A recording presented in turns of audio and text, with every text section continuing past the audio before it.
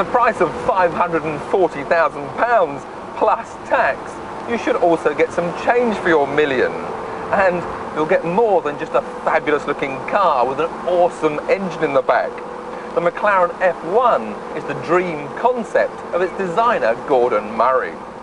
Back in 1988, his Grand Prix McLaren was winning everything, but that was designed by his team of 30 engineers, and Murray is a man who derives most pleasure from completing a concept that is entirely his. He wanted out of the Grand Prix scene, and Ron Dennis gave him the green light to build his ideal road car. It had to be usable, fast, safe, and above all, a real driver's car. It also needed to reflect the experience and technology of McLaren. Every little detail, right down to this engraved instrument insignia, had to satisfy Murray's precise specification. 30 years earlier, his college sketchbooks were filled with variations of a three-seater layout. To Murray, it was the only solution. The driver would sit in the optimum position, in the middle. Ahead of the fuel tank and ahead of the engine.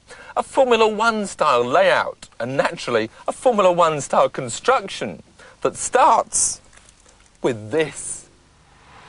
It was only just over 10 years ago that McLaren built the first ever Grand Prix car with a carbon fibre monocoque.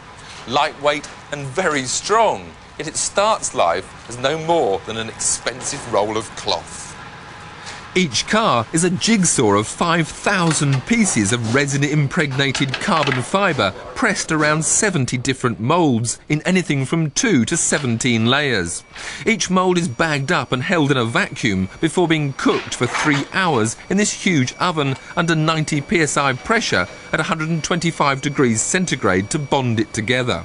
The cured carbon fibre pieces are then stuck together rather like building a giant Airfix model with full-sized parts until you have a complete body shell ready for the paint shop. From paint shop to assembly shop. This is chassis number 001, McLaren's own car. 002 and 003 have already been delivered to their lucky owners. This is 005 and ahead of it 004.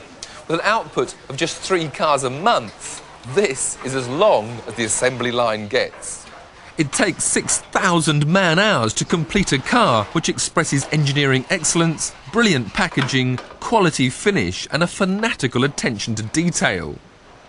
Gold is the best heat reflector, so the engine bay is lined with gold.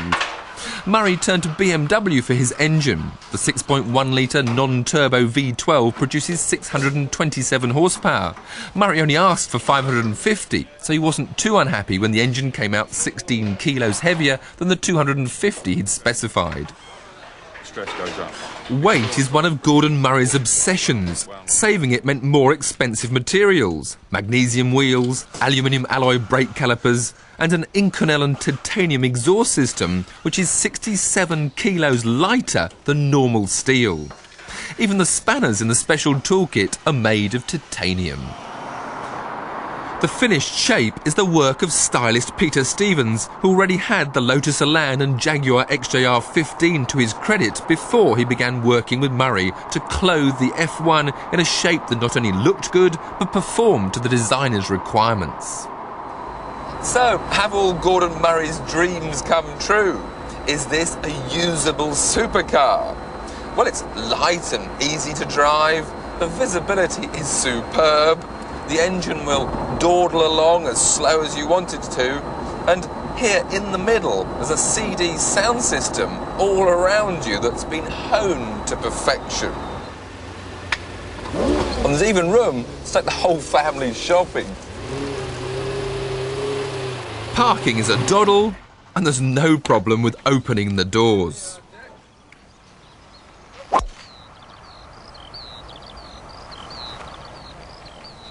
I can go for an 18-hole lap of the Goodwood Park Golf Club.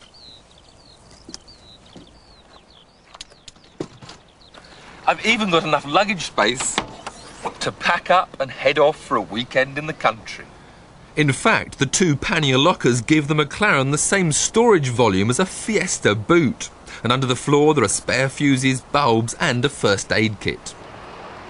So this really is a supercar you could use every day. But I can't really see the owners doing the shopping. They'll have staff to do that, a helicopter for the golf course and a Learjet for the weekend away.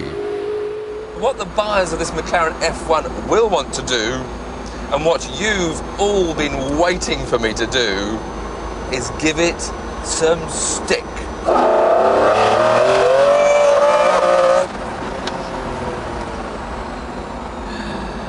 I think we better find a private circuit. Of course, you'll have to hire a track like Goodwood, but that's only pocket money. It's here that Murray's real talent comes to the surface. He wanted instant steering response, and that means a low polar moment of inertia. So minimum overhangs front and rear, and the main masses, engine, fuel and occupants, as close to the centre of gravity as possible. The suspension must have the effect of a racing car, but the comfort of a road car. And the McLaren solution is something they call ground plane shear centre subframes at the front and inclined shear axes at the rear. All of which translates into some pretty impressive performance. On this Goodwood racetrack, this McLaren is unbelievable. But perhaps the most impressive part is the engine. It just goes on accelerating and accelerating.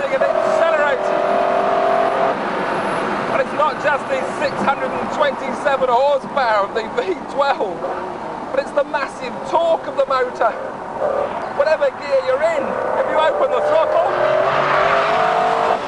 there's a massive power through this chicane in second. Open the power and whoa! Wheel spin in second, third, fourth. Just accelerates on and on and on. Braking, very impressive. That foil coming up at the rear to keep the car stable under braking. But it's opening this throttle, which you just cannot believe how quick this car goes. The handling is, well, it's an exceptional for a car with this power. But of course, good though the handling is, it's still a lively car. There's mild understeer as you turn in. But once you've got the power on, the only thing you're going to get is oversteer. It sounds so glorious behind you. Turn in, this long corner, a bit of oversteer. Up to third. A bit more oversteer. Whoa! On this straight now, I'm up to fifth. Up to sixth gear, and it's still accelerating harder and harder. I just read 160 there before I stamp on the brakes. Into Woodcote, third gear.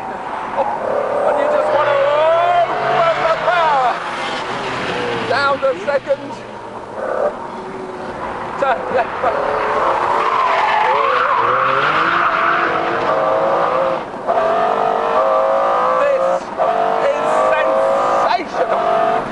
The F1 has been a long time coming, but it's been worth the wait. 0 to 60 in 3.2 seconds and an unofficial 231 miles an hour should set the standard for years to come. The McLaren F1 has everything you ever wanted in a supercar. Except perhaps, if you want to check a traffic report before you head home, then you're stuck. The F1 doesn't have a radio. Gordon Murray doesn't listen to the radio.